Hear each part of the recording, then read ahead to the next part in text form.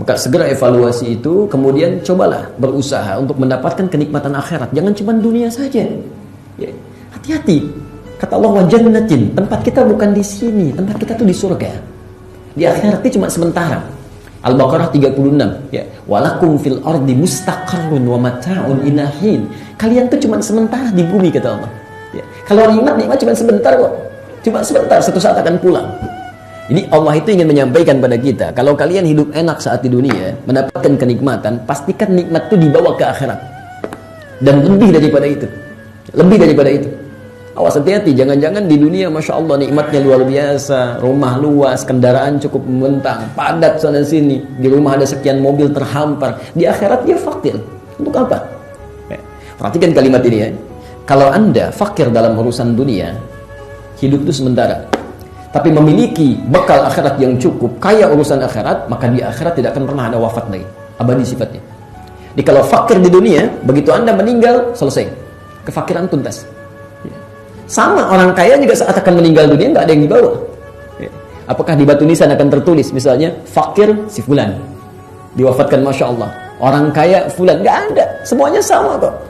Yarhamullah, ya Allah yarham, Masya Allah, almarhum, selesai. Ya.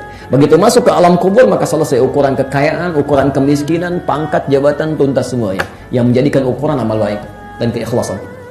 Maka jika seseorang memiliki amal yang cukup sampai akhirat, kalau dia kaya di akhirat, maka dia akan kaya selama hidupnya, abadi. Tapi kalau dia miskin untuk selamanya.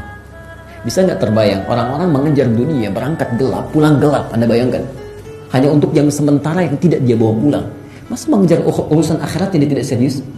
Yang hidup untuk selamanya. Karena itu kata Allah, akhirat kami sediakan yang lebih hebat. Wa jannatin 'arduha as-samawati wal ardh. Kami sediakan seluas langit dan bumi untuk siapa? Untuk orang takwa. Di antara orang takwa ini, Masya Allah, ada yang ibadahnya luar biasa tadi. Salatnya, jangankan fardunya, sunnahnya luar biasa. Jangankan siam yang fardunya, yang siam sunnah dikerjakan. Baca Quran luar biasa. Kata Allah belum cukup, itu baru sebagian takwa. Baik, kita lihat yang selanjutnya. Alladzina yunfiquna fis sarra'i wad dharra. Yang gemar berbagi dengan sesamanya. Makanya saat Ramadan kita dilatih kan, Masya Allah, antum punya aqua aja air putih bisa berbagi dengan yang lain. Dikasih kurma satu plastik 3, antum kasih dengan yang lainnya. Dalam keadaan terbatas, saat punya pun dia kasih. Coba cek sebelum Ramadan, ada orang minta-minta di depan lampu merah, belum tentu diberi itu. Tapi saat Ramadan, yang tak kelihatan mata pun Anda akan catat tuh.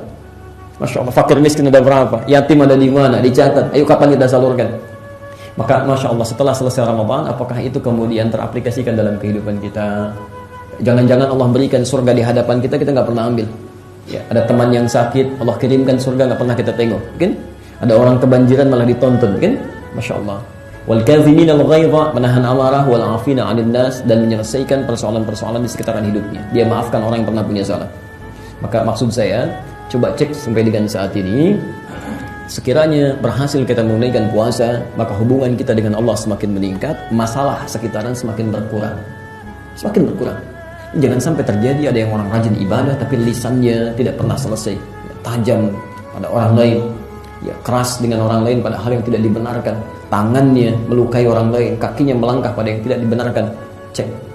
Atau sebaliknya, dengan orang baik, kirim sana, kirim sini, bantu sana, bantu sini, tapi sholat diabaikan, ya, Quran nggak pernah dibaca. Nah, itu lebih bermasalah. Ya, karena itu, ikhwas sekalian, kenapa kami penting sampaikan ini? Karena kalimat takwanya diungkapkan di ayat tadi dengan kalimat tattaqu. Terulang 19 kali di Quran, berbentuk fi'il mudhari. Fi'il mudhari itu diantara faidahnya lil istiqbal, menunjuk pada masa yang akan datang, future. Seakan-akan Allah ingin mengatakan, kalau Anda ingin ukur keberhasilan puasa, jangan fokus melihat saat Ramadannya. Setelah Ramadan, bagaimana latihan ibadah itu bisa diterapkan dalam kehidupan. Jadi kalau Anda rajin ke masjid setelah Ramadan tidak pernah melihat masjid, ya, tidak pernah ibadah di dalamnya, maka itu belum sempurna.